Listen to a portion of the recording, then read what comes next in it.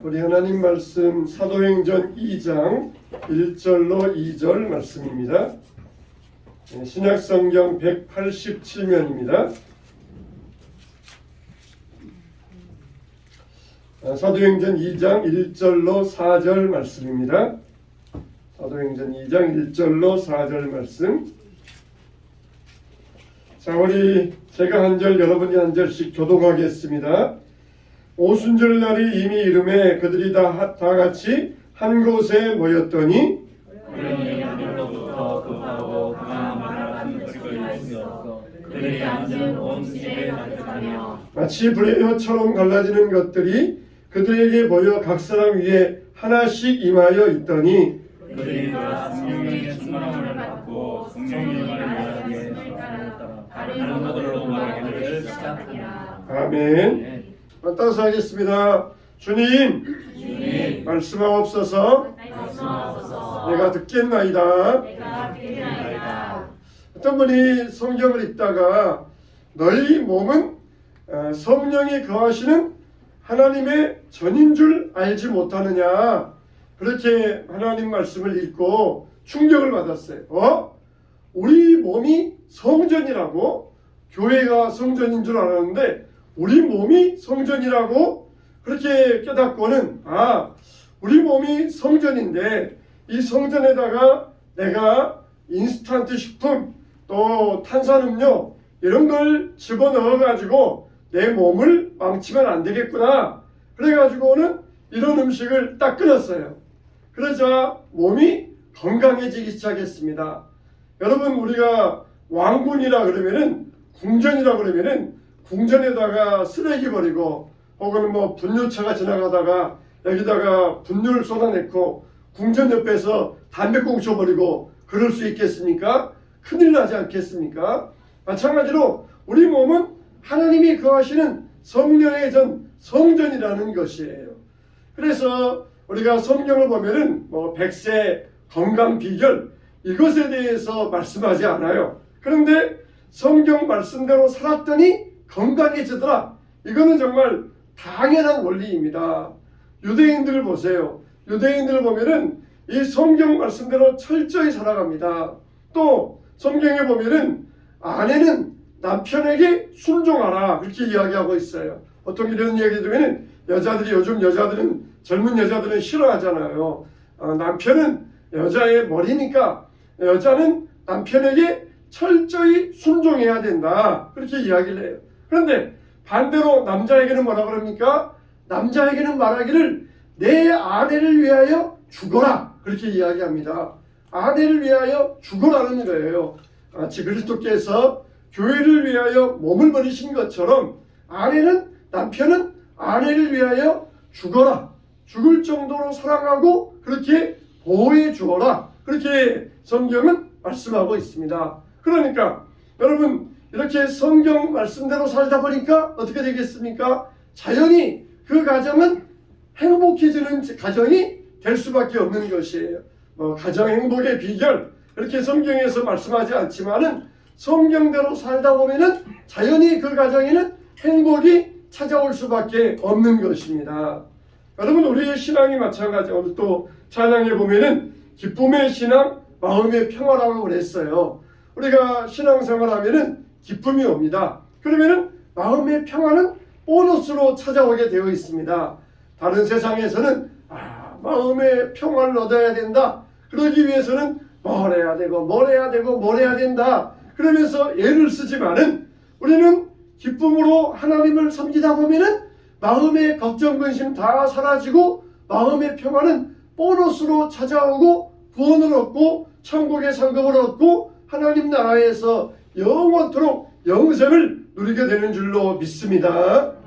그래서 성경에서는 이와 같이 성경 말씀대로 살아가다 보면은 세상에서 물질 얻는 길도 얻게 되고 건강의 길도 얻게 되고 가정 행복의 길도 얻게 되고 마음의 평화도 얻게 되고 어떻게 했더니 성경 말씀대로 살아갔더니 이런 것들을 얻을 수 있다는 것이에요. 근데 세상에서는 말을 뒤에 세워놓고 마차를 앞에 세워놓고 끌어가려고 그러니 얼마나 힘듭니까?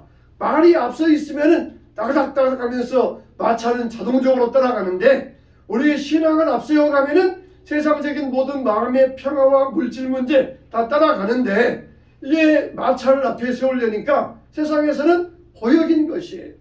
우리는 기쁨의 신앙생활 하면서 가정의 행복도 누리고 마음의 평화도 누리게 되시기를 주님의 이름으로 축원합니다. 오늘 말씀의 제목은 성령이 오셨네입니다. 성령이 오셨네도 마찬가지예요. 성령이 오시니까 불안에 떨던 제자들이 담대해지고 마음의 행복과 평안을 누리기 시작했어요. 사도행전에서 가장 중요한 일을 꼽으라 그러면은 바로 이 성령 강림입니다. 이 유대인들은 3대 절기를 지킵니다. 유월절, 성령 오순절, 또 이 3가지 절기를 지키는데 구약시대에는 특수한 사람들에게만 성령이 임했어요. 3종류의 사람들, 왕, 제사장, 선지자, 이런 사람들에게만, 특수한 사람들에게만 성령이 임하여 가지고 성령의 기름을 부어주셔 가지고 그들에게 일하게 하셨습니다. 그러니까 성령 부음 받은 사람들은, 하나님의 영을 받은 사람들은 하나님의 지시를 받아요. 그래서 왕도 하나님의 지시를 받아서 왕의 역할을 하고, 제사장도 선지자도 하나님의 지시를 받아서 하나님의 일을 하고 하나님의 이 종으로서 사역을 감당했던 것입니다. 그러니까 그렇다면은 구약시대 일반 사람들은 성령을 받지 못했습니까? 성령 받지 못하고 하나님 믿으니까 얼마나 힘들었겠습니까? 마치 성령 받지 못하고 하나님 믿는 것은 부모 없는 자녀들과 똑같아요.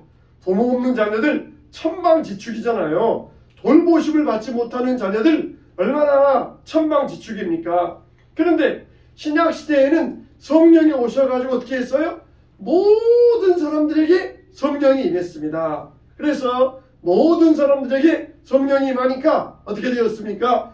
너희는 왕같은 제사장들이다. 거룩한 나라다. 택하신 민족이다. 우리가 다 성령 받으니까 왕도 되고 제사장도 되고 선지자도 된다. 할렐루야. 그것만 봐도 우리가 신약시대에 얼마나 복받은 존재들입니까? 구약시대에는 그냥 부모 없는 자녀들처럼 하나님 믿으려고 그러니까 이거 믿다가 저거 보니까 저게 좋은 것 같네? 바알도 믿어볼까? 또 저거 보니까 아세라도 좋은 것 같네? 아세라도 믿어볼까? 이러면서 온갖 짬뽕 종교, 혼합 종교가 구약시대의 모습이었어요. 그런데 신약시대에는 성령이 오시니까 성령께서 다 돌보아 주십니다. 이놈 그리 가면 안 돼. 믿는 사람이 전보러 가면 안 돼. 믿는 사람이 무당집 찾아가면 안 돼. 그러면서 성령이 우리 안에서 가르쳐 주시니까, 우리를 돌보아 주시니까 우리는 곁길로 나아가지 않게 됩니다. 우리는 부모의 돌보심 받는 자녀들처럼 신앙생활을 하고 있는 것이에요. 얼마나 복받은 존재입니까? 구약시대에는 그냥 돌보는 부모 없이 그렇게 하나님 믿다가 이리 갔다가 저리 갔다가 그렇게 좌충우돌 했는데, 오늘날에는 성령이 이끌어 주시니까 올바른 믿음을 가지고 살아갈 수가 있어요. 그래서 예수님께서 떠나가시면서 뭐라고 그랬습니까? 내가 너희를 보아와 같이 버려두지 아니하고 내가 너희에게로 돌아오리라, 그렇게 말씀하셨어요. 이거는 예수님의 재림을 말씀하는 게 아닙니다. 이것은 바로 성령 강림을 이야기하셔요. 제자들이 예수님과 함께 다닐 때는 안심이 되었습니다. 그런데 예수님이 떠나가신다 그러자 막 마음이 불안해지기 시작했어요. 예수님이 계셔야 자기들 신앙이 유지될 터인데 예수님 가셔버리면 누가 우리를 돌봐줍니까? 그러니까 예수님께서 말씀하시기를 내가 너희를 호화와 같이 버려두지 아니하고 다시 오리라. 이거는 예수님께서 다시 육신을 입으시고 이 땅에 오시겠다는 말이 아니라 예수님의 영, 성령을 우리에게 보내주셔서 우리를 돌봐주시겠다는 그런 뜻의 말씀이셔요. 내가 너희에게 다시 오겠다. 성령을 보내주셔서 우리를 돌봐주신다는 것입니다. 그러니까 성령 강림의 큰 의미는 뭐냐? 우리를 돌봐주신다는 것이에요. 돌보시는 분이 있다는 것입니다. 우리에게는 부모가 필요하다는 것이에요. 아무리 나이를 들어도 70이 되어도 부모님이 살아계시고 어머니가 90대는 어머니가 계시면은 엄마 앞에 가서 70된 딸이 엄마 그러잖아요. 그런 것처럼 아무리 집에서는 시어머니여도 친정어머니, 90대는 친정어머니가 계시면 그 앞에서는 딸일 수밖에 없는 것처럼 우리도 마찬가지. 우리는 항상 하나님 앞에서는 자녀일 수밖에 없어요. 하나님의 돌보심을 받을 수밖에 없습니다. 하나님의 돌보심 가운데 살아갈 수밖에 없어요. 그런데 성령 못 받았다? 이거는 하나님의 돌보심을 받지 못하고 있다는 것입니다. 그죠? 내 소견에 좋은 대로, 사모님이 기도하셨던 것처럼 내 소견에 좋은 대로 그냥 살다가 이리 끼우다고 저리 끼우다고 그렇게 좌충우돌할 수밖에 없어요. 부모들이 잘 돌봐주어야 반듯하게 자라는데 부모가 없으면은 이리 흔들 저리 흔들 가다가 그렇게 살 수밖에 없는 것입니다. 그러면은 성령님이 강림하셨다. 여기에는 어떤 의미가 있는가? 첫째 의미는 뭐냐? 성령 강림을 위해서, 성령을 기다리기 위해서 모든 성도들이 한 곳에 모였더라 그랬어요. 1절에 보니까 오순절날이 이미 이름에 그들이 한 곳에 모였더니 그랬습니다. 오순절날 이때 그들이 한 곳에 모여서 뭐하고 있었겠어요? 그들이 앉아 있었다 그랬어요. 그때 제3시에 우리 시간으로 하면은 오전 9시의 시간입니다. 그들이 모여서 아마 기도도 했을 거예요. 아침부터 모여가지고 밤새껏 모여있다가 이들이 또 모였고 다시 또 집에 갔다가 일찍 온 사람도 있었는데 이들이 모여서 기도하다가 앉아있을 때 뭐하고 앉아있었겠습니까? 아마 말씀을 들으면서 앉아있었을 것이에요. 사도들의 여러분 지금처럼 하나님 말씀 들으면서, 그러니까 여러분 성령 받는 시간은 어느 시간이냐? 오늘처럼 이렇게 말씀 듣는 시간, 이 시간이 바로 성령 받기에 가장 좋은 시간입니다. 모여서 앉아 있을 때, 앉아서 말씀을 듣고 있을 때 그들에게 성령이 임하더라 그랬습니다. 여러분 이렇게 구원은 개인에게 임하지만 주님의 일은 교회를 통하여서 이루어집니다. 우리가 이렇게 한 곳에 모여서 예배드리고 말씀드리고 한 마음이 될 때에 성령께서 기다렸다는 듯이 그 시간이 꽉 채워지자 성령께서 임하셨던 것이 오순절날이 이름에, 이 말은 오순절날이 가득 차니까, 오순절날이 채워지니까 그때 성령께서 임하셨다, 그런 뜻이 있어요. 오순절 뭡니까? 지금 우리가 사순절 지내고 있잖아요. 1순절, 2순절, 3순절, 4순절, 5순절. 순, 이거는 열을 뜻합니다. 1순절은 10일, 2순절, 4순절은 40일, 5순절은 50일. 50일 날이 이미 이름이에요. 오순절 날이 이름에, 오순절 날 꽉 차니까, 50일이 꽉 차니까 때가 되매 성령께서 임하여 주셨다는 것이에요. 여러분, 하나님은 그 때가 중요합니다. 때가 중요해요. 우리가 성경 읽어라 그러면은 그냥 한 장 얼른 읽어놓고서는 성경 읽었어요 그러면 안 되고, 성경도 우리가 시간을 정해놓고 읽는 게 더 좋습니다. 그럼 내가 오늘은 10분 동안 성경을 읽어야 되겠다. 그러면은 그 10분 동안 성경을 읽어야 돼요. 더 신앙이 좋아지면 내가 1시간 성경 읽어야 되겠다. 그러면 1시간 꽉 채우는 게 좋습니다. 또 기도를 해도 내가 오늘 1시간 기도해야 되겠다. 기도 다 했어요. 내가 뭐 교회 위해서, 가정 위해서, 나라 위해서, 세계 선교 위해서 기도 다 했어요. 그러면서 5분 만에 일어나지 말고 1시간 하겠다. 그러면 1시간을 꽉 채우는 게 좋습니다. 시간이 중요해요. 1시간을 꽉 채워야 돼요. 1시간을 가득 채울 수 있어야 돼요. 오순절날이 이미 이름에, 그 오순절날 정한 때가 이름에, 그 정한 시간이 이르니까 어떻게 했다? 성령께서 임하셨다는 것입니다. 우리가 예배도 마찬가지예요. 예배도 우리 교회는 그런 경우가 없는데 다른 큰 교회 같은 거면은 뭐 뒤에서 무슨 일이 일어난지 모르니까 뒤에서 막 왔다 갔다 막 패배기도 끝나기 전에 그냥 나가버리고 그런 경우들이 자주 있어요. 그러나 예배 시간도 마찬가지입니다. 꽉 채워야 돼요. 늦게 오지 말고 일찍 가지 말고 꽉 채워서 예배 시간을 꽉 채울 때 성령의 역사가 일어납니다. 할렐루야. 우리가 시간을 정해놓고 하세요. 한 장만 읽어야 되겠다면서 1분 만에 후딱 끝내버리고 하지 말고 10분 혹은 내가 1시간 이렇게 시간도 기도도 내가 10분, 1시간 시간을 정해놓고 그 시간을 내가 어김없이 벗어남이 없이 그 정한 시간 그것을 채울 때에 성령의 강한 역사가 여러분과 우리 가운데 일어날 줄로 믿습니다. 두 번째로 이 성령의 역사는 성령 강림 때에는 확실한 체험이 있었어요.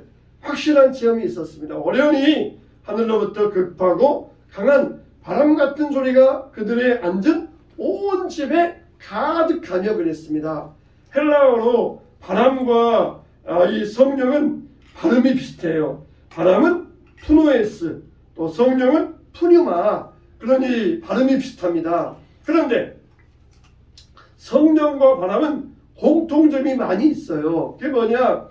바람, 이거는 분명히 존재합니다. 여러분, 바람이 있습니까? 없습니까? 바람은 분명히 존재해요. 그러나 우리가 눈으로 볼 수 없어요. 눈으로 볼 수 없어요. 바람이 없다. 그런 사람은 아마 정신이 이상한 사람일 거예요. 바람은 분명히 존재합니다. 그러나 눈으로 볼 수가 없어요.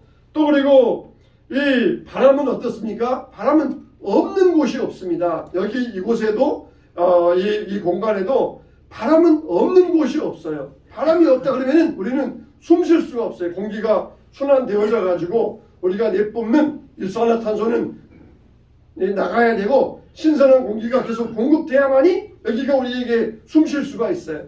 바람은 없는 곳이 없습니다. 성령님은 안 계신 곳이 없습니다. 또 그리고 바람은 어떻습니까? 계속해서 움직여요. 계속해서 바람은 움직입니다. 그런 것처럼 성령님의 역사도 계속해서 움직입니다. 보면은 한때에는 유럽에서 역사하시는 하나님, 그 다음에 미국 지역에서, 그 다음에 태평양을 건너서 한국 지역에서 이제 성령의 시도가 움직여요. 보면은 중국으로 가고 있고, 또 그리고 인도로 가고 있고, 네팔로 가고 있고, 성령의 역사는 바람처럼 끊임없이 움직입니다. 우리 교회도 마찬가지예요. 우리 교회가 성령님을 환영하고 성령님을 모시고 성령의 임재를 사모하고 그러면은 성령님은 이곳에 임하십니다. 그런데 우리가 성령님을 환영하지 아니하고 성령님을 사모하지 아니하고 성령에 대해서 아무런 기대도 없고 그냥 맹숭하게 그냥 매너리즘에 빠져가지고 신앙생활하면은 성령은 호련히 떠나버리고 마십니다. 우리가 예배를 위하여 준비해야 되는 이유도 그것이에요. 우리가 예배를 위하여 기도하면서 준비하면서 예배를 위하여 사모하는 마음을 갖는 이유도 성령의 역사, 바람 같은 성령이시여 우리 가운데 임하시어서 떠나지 마시옵소서. 새로운 공기가 이곳에 순환되지 않으면 우리는 숨 막혀 죽어요. 근데 우리 영은 그것을 느끼지 못합니다. 육신은 숨이 답답하면 느끼는데 우리의 영혼은 자기 숨이 막혀도 느끼지 못해요. 그러니까 영이 죽어버리는 사람이 되는 것이에요. 이렇게 성령과 바람은 계속해서 움직이면서 항상 환기시키기 위하여 창문을 열어놓고 문을 열어놓고 그러면은 새로운 바람이 들어오는 것처럼 우리 마음의 문을 열어놓고 기다리면은 성령이 우리에게 오셔가지고 우리를 다스려 주시고 새롭게 하여 주시는 것입니다. 오늘도 여러분의 마음의 문을 여시기를 축원합니다. 축원합니다. 그럴 때 성령이 오셔서 우리 영이 새롭게 살아날 수가 있어요. 오늘 말씀 보면은 성령이 임하자 어떤 일이 있나 첫째로 보니까 급하고 바람 같은 소리가 들렸다 그랬어요. 여러분 우리 인생에도 급하고 바람 같은 사건이 일어나야 됩니다. 급하고 바람 같은 사건, 정말 내 이름으로 감당할 수 없는 그런 일이 일어날 때 성령께서 역사하셔요. 소꿉놀이 하면 애들이 소꿉놀이 하면은 자기 힘으로 해요. 그러나 진짜 이제 음식을 만들어야 된다. 그러면은 부모가 엄마가 도와줘야 돼요. 우리에게도 그런 일이 있습니다. 급하고 바람 같은 사건, 도저히 하나님이 아니면은 하나님이 도와주지 아니하시면은 될 수 없는 그런 일들이 일어날 때 그때 우리가 믿음의 확실한 체험을 할 수가 있는 것이에요. 두 번째로는 성령이 불의 혀같이 임하였다 그랬습니다. 혀라고 하는 것은 복음 전파를 상징합니다. 또 불은 정결하게 함을 상징해요. 이사야의 더러운 입술을 제단 숯불을 가져다가 그 입술을 정하게 했다 그랬습니다. 그래서 불의 혀 같은 성령이 임하면은 우리의 더러운 것들 다 깨끗하게 태워버린다는 것이에요. 그래서 우리 죄의 문제를 다 녹여버린다는 것입니다. 불의 혀 같은 것이 우리에게 임할 때 우리의 더러운 것들이 깨끗하게 되시기를 주님의 이름으로 축원합니다.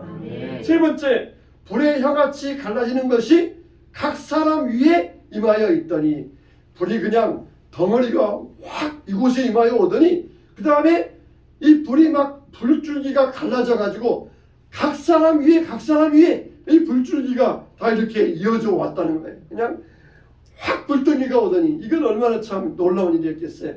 각 사람 위에 불줄기가 쫙 임하여서 이 속에서 점점 그 사람에게 성령이 쫙 임하여 들어가는 모습, 얼마나 참 기막힌 모습입니까?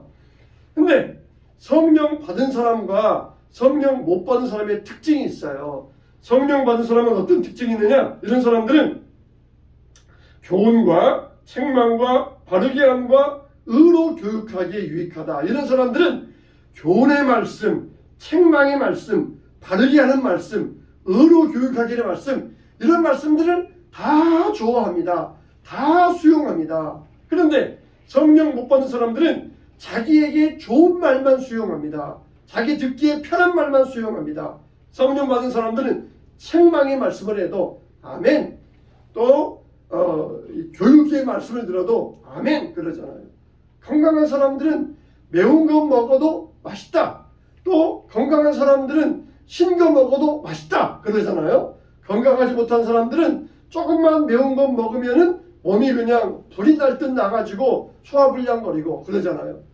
영적으로 건강한 사람들은 교훈을 들어도 책망을 들어도 의로 교육하기에 유익한 말씀을 들어도 다 나에게 주시는 귀한 말씀입니다. 아멘 하고 듣는데, 성령 받지 못한 사람들은 자기에게 좋은 말만 듣는 것, 이게 특징이에요. 그래서 불의 혀같이 갈라지면서 각 사람 위에 임하여 있더니, 네 번째로는 성령 받은 사람들은 이제 다른 언어로 말하기를 시작했다 그랬습니다. 여러분, 성령의 체험은 바람 같은, 불 같은, 그리고 뭐뭐처럼, 이거는 바람이 아니고 불이 아니에요. 바람 같은, 불 같은, 이 바람 같은 성령이 임하여 있더니, 각 사람이 임하여 있더니 이 불이 임하고 바람이 아니라 바람 같은, 불 같은 것이 임하였다는 것이에요. 그러니까 이건 뭘 말하고 있느냐? 성령 체험은 지극히 주관적이라는 것입니다. 주관적인 성령 체험, 바람 같은 체험, 불 같은 체험, 이거는 남에게 설명할 수가 없어요. 내가 받은 이 주관적인 체험은 남에게 설명하기가 어려운 그런 체험입니다. 그런데 이런 체험을 하자 그들이 각자 다른 언어로 말하기 시작하였더라. 그러니까 성령 받은 사람은 뭡니까? 특징은 입이 열린다는 것입니다. 꿀먹은 벙어리가 아니에요. 내가 하나님께 받은 바 은혜를 다른 사람들에게 전파하는 것. 그냥 가가지고 꿀먹은 벙어리처럼 은혜 받은 것, 복음에 대해서 한마디도 못하고 이런 사람들이 아니라, 성령을 받은 사람들은 성령의 체험을 말하기 시작하더라. 이게 성령의 역사의 증거였습니다. 여러분들은 지금 몸이 마음의 문이 열려 있고 그리고 입이 열려 있습니까? 닫혀 있습니까? 여러분의 입이 열려지게 되시기를 주님의 이름으로 축원합니다. 미얀마의 조영생 선교사님이라고 하는 그 선교사님이 계셔요. 이 선교사님은 미얀마에서 선교하시는데, 이 여호수아 청소년 훈련원이라고 하는 그런 훈련원을 운영하시는데, 그 앞에 가면은 이런 문구가 쓰여져 있어요. 당신은 무엇을 위해 살고 있는가? 이 조영생 선교사님은 원래 군인이 되기 위하여서 육군사관학교를 지원하셨어요. 그래서 육군사관학교에서 거기에서 예수님을 만나고 성령 체험을 하셨습니다. 그래서 조기 전역을 하고는 신학 공부를 하셨어요. 자기가 선교사 가야 되겠다 전혀 마음이 없었는데, 자기 뜻과는 다르게 하나님께서 자기를 선교사 될 수밖에 없는 상황으로 인도하셨어요. 그리고 자기는 이제 최종 선교지로 태국으로 가야 되겠다 생각을 했는데, 또 성령께서 자기를 미얀마로 인도하셨어요.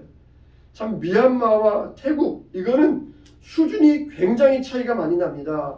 태국 사람들은 우리 한국에 들어와 가지고 일하고 싶어 하잖아요. 한국이 수준이 높고 월급도 많이 주니까 한국에 들어와서 일하고 싶어 하는데 미얀마 사람들은 태국에만 가서 일해도 좋겠다는 거예요. 태국에. 미얀마 사람들은 얼마나 수준이 낮은지 태국에 가서 일하면은 정말 자기들이 돈도 많이 벌고 부유한 생활을 할 수 있으니까 태국에만 가서 일하기를 원한다는 거예요. 그럴 정도로 미얀마는 굉장히 소득이 낮은 나라예요. 근데 이 조영생 선교사님은 미얀마에 가셔서 선교하셨는데 지금 보면은 거기에서 7년째 선교하시면서 고아원을 3개를 운영하시고 교회를 15개를 개척하셔서 이렇게 사역하고 계십니다. 이렇게 육사 시절에 자기는 이 장군이 되어서 군인이 되어야 되는데 예수님을 영접하고는 자기의 꿈을 버리고 남을 위해서 행복한 삶을 살아야 되겠다. 그러면서 하나님을 바라보는 꿈을 꾸게 되었다는 것이에요.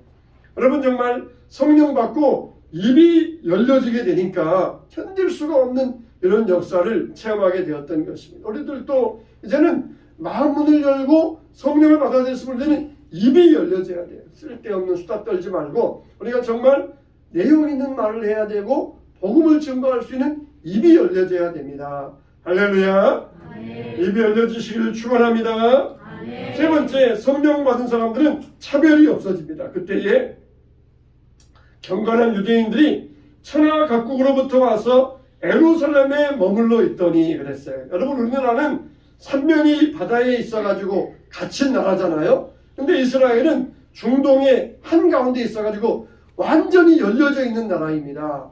그러니까 다른 나라 사람들이 이스라엘로 오기도 쉽고 또 이스라엘이 다른 나라로 가기도 쉽고 그런 열려진 나라예요.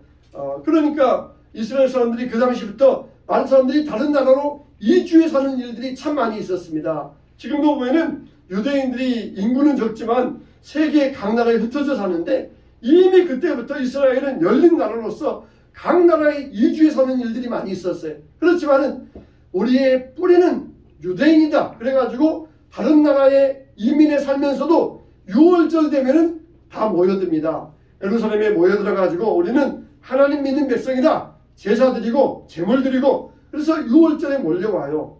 되게 우리나라도 외국에 나가지 못하는 시대에 어쩌다가 외국 나가는 사람 보면은 굉장히 트인 사람이잖아요. 되게 이제 외국 나가서 공부하기 위하여 유학 가기 위하여 외국 나가고 트인 사람들이 외국에 나갔잖아요. 그런 것처럼 유대인들도 트인 사람들이었어요. 되게 이런 사람들은 2개국어, 3개국을 하는 사람들이 되게 외국에 살다가 다시 6월절에 와가지고 예물을 드리고 제사 드리고 또 다시 돌아가고 그런 일들이 있었어요. 그런데 갑자기 6월절에 누가 서가지고 설교하는데 이 갈릴리 어부 출신 무식쟁이 다른 나라 가본 적도 없고 갈릴리에 태어난 이런 시골 출신 무식쟁이 베드로가 일어나서 설교하는데 갑자기 자기들의 말로 유창하게 외국어로 설교를 하는 것이에요. 자기들은 이미 외국에서 오래 살아가지고 여러 국을 하는데 이 무식쟁이 베드로는 다른 나라에 한 번도 나가본 적이 없는 그러니 우물한 개구리인데 어떻게 외국어를 보였는지 이 자국 출신이 외국어를 유창하게 하니까 깜짝 놀랐던 것입니다. 깜짝 놀랐던 것이. 이렇게 이 성령의 은혜는 성령의 체험은 차별이 없어요. 베드로와 같은 무식한 자라 할지라도 공부 많이 한 자라 할지라도 외국에 있다가 돌아온 외국인이라 할지라도 이들 보면은 메대인, 바사인 또 그리고 엘람인, 아라비아인 각국에서 온 사람들이 모여있다 그랬어요. 그러니까 그냥 각양각색이에요. 각양각색이에요. 또 외국에서 오래 살다 보니까 이미 피부색도 달라져요. 지금도 보면은 이스라엘 사람들은 자기들 흑인인데도 나는 이스라엘 사람입니다. 백인들도 있고 러시아 사람도 있고 피가 섞여 있어가지고 이스라엘 사람들은 완전히 이건 인종 전시장이에요. 그렇게 여러 나라 사람들이 와가지고 하나님을 섬긴다는 공통적인 이유와 목적 때문에 모였어요. 이렇게 하나님은 피부색 때문에 지식 때문에 지역 때문에 절대로 하나님은 차별하지 않으신다는 것이에요. 하나님은 차별이 없으십니다. 부활의 증인이 누구입니까? 부활의 첫 증인들은 여인들이었어요. 그 당시에 여인들은 천대받는 신분이었습니다. 여자가 무슨 말 하면은 옛날에 우리 어릴 때도 여자들이 무슨 그런 그따위 소리 하는가 이러면서 무시했잖아요. 더군다나 그때 여성들의 말은 사람들에게 전혀 믿음을 주지 못했어요. 근데 부활의 증인들이 누굽니까? 여성들, 여인들. 바로 이와 같이 하나님은 절대로 차별이 없으시다는 것입니다. 하나님의 은혜 받자 성령 받자 모두가 한 종류의 언어로 말하기 시작했어요. 원래는 바벨탑 사건 때에 다 언어가 나누어져 있잖아요. 하나님께서 너희들이 온 이 사방에 흩어져서 생육하고 번성하라고 그랬더니 한 곳에 모여가지고 바벨탑을 시작하자 하나님께서 그들의 언어를 흩어버리시니까 온 세상에 흩어지기 시작했어요. 근데 이제는 오순절날인들의 언어가 하나 되기 시작했던 것입니다. 여러분 우리가 무슨 일인지 하려면 언어가 하나 되어야 돼요. 언어가 하나 되어야 됩니다. 오늘날은 정말 친구들 사이에도 말을 함부로 못하잖아요. 가장 친한 친구들 사이에도 우파냐 좌파냐 하면서 말을 못하잖아요. 그냥 우리 그런 이야기 하지 말고 옛날 이야기하고 우리 가정 이야기 하다가 헤어지자 그렇게 약속해야 겨우 친구 관계가 유지돼요. 안 그러면은 좌파냐 우파냐 말하기 시작하면은 수십 년 사귄 친구들 사이에도 다 깨어지고 만다는 것이에요. 여러분 교회는 더 마찬가지입니다.